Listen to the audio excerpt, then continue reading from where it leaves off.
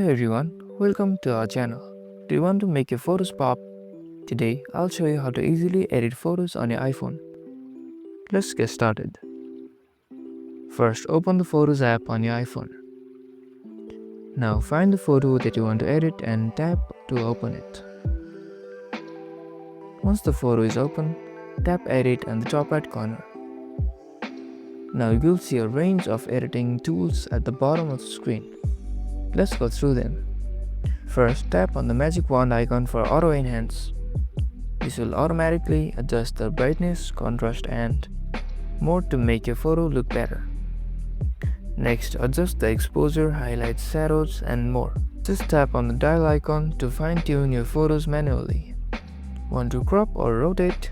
Tap on the crop icon to adjust your photo's framing. You can also rotate or straighten your photo here. And if you want to apply a filter, just tap on the filter icon and choose the one that fits your style. Once you're happy with the changes, just tap down to save your edited photo. And that's it, your photo is now edited and ready to share. If this video helped, be sure to hit the like button, subscribe and turn on notifications for more tips and tricks. Catch you in the next one.